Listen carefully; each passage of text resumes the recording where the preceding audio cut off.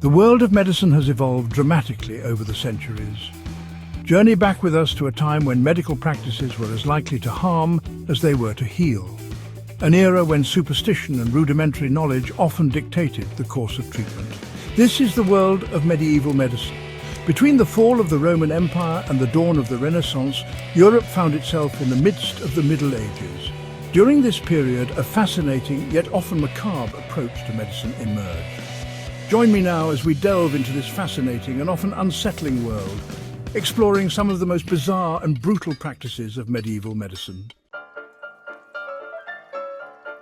Imagine a world without modern surgery, a world where even the simplest ailment could prove fatal. This was the age of trepanation, a procedure as ancient as it was daunting. Using a specialized instrument known as a trephine, healers would bore a hole into the skull, often with the patient fully conscious. Some believed that trepanation could release evil spirits thought to possess the afflicted. Others saw it as a way to relieve pressure on the brain, perhaps caused by injury or illness. Yet trepanation, in its crudest form, speaks to the human desire to heal, to alleviate suffering. It is a stark reminder of the lengths our ancestors were willing to go, the risks they were willing to take when faced with the unknown. The medieval physician relied on all his senses to diagnose his patients, and perhaps the most unsettling of these was taste. Uroscopy, the practice of examining a patient's urine, was de rigueur in this era. Physicians would carefully observe its colour and clarity, going so far as to note its aroma and even taste. The medieval physician, lacking the tools of modern medicine, relied on observation. Changes in the urine's appearance, smell or even taste could indeed signal underlying health conditions. While we may find the practice of uroscopy unpalatable today, it underscores the ingenuity of these early practitioners. The allure of ancient civilizations and their supposed secrets extended even to the realm of medicine.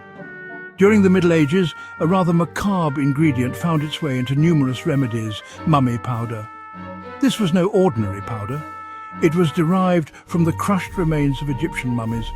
The use of mummy powder stemmed from a misunderstanding. Bitumen, a naturally occurring asphalt, was used medicinally in ancient times.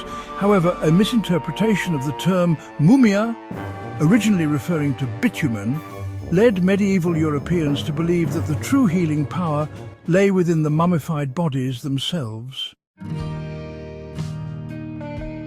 On the battlefields of medieval Europe, where wounds festered and infection was rampant, a rather unlikely ally emerged in the fight against sepsis: the maggot.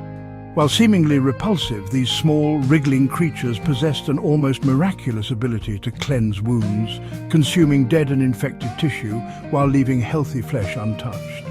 The use of maggots in wound care, known as maggot therapy, was not a medieval invention. However, it was during the Middle Ages that maggot therapy gained wider acceptance, particularly in the treatment of battlefield wounds.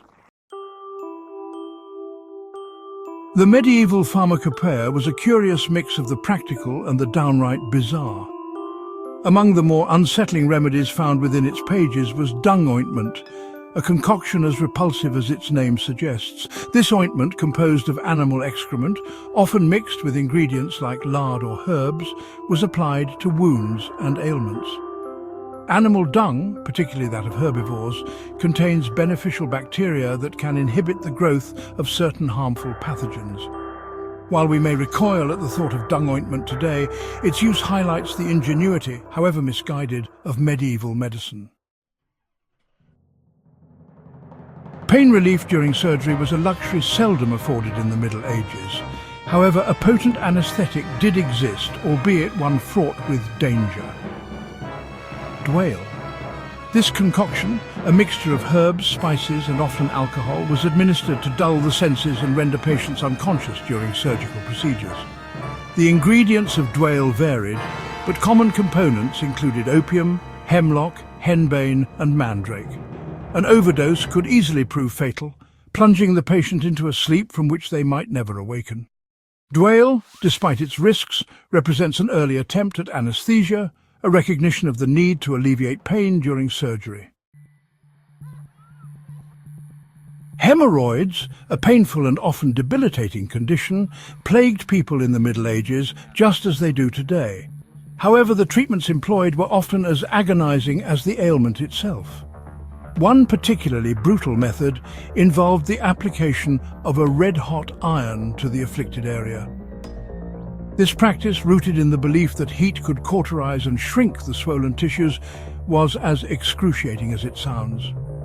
The pain inflicted was often unbearable, and the risk of infection significant. Fortunately, not all treatments were so barbaric. Some physicians advocated for more compassionate approaches, such as therapeutic baths and herbal remedies. Mercury, the shimmering quicksilver element, has long held a strange allure. In the Middle Ages, mercury was believed to possess potent medicinal properties, used to treat ailments ranging from skin lesions to syphilis.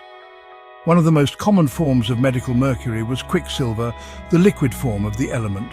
It was administered orally, applied topically, and even used in fumigations.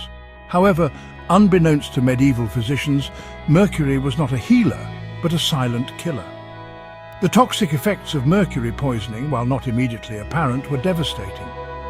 Ironically, the very substance believed to hold the key to longevity and vitality was, in reality, a potent poison.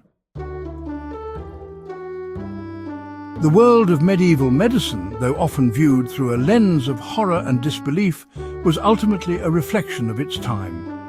Limited by a lack of scientific knowledge and driven by a potent mix of superstition and religious fervor, medieval practitioners grappled with the mysteries of the human body using the tools and knowledge available to them. While many of their methods may seem shocking and even barbaric today, they were often rooted in a genuine desire to heal. That was today's episode. We've journeyed back to a time when medicine was as much about superstition as it was about science.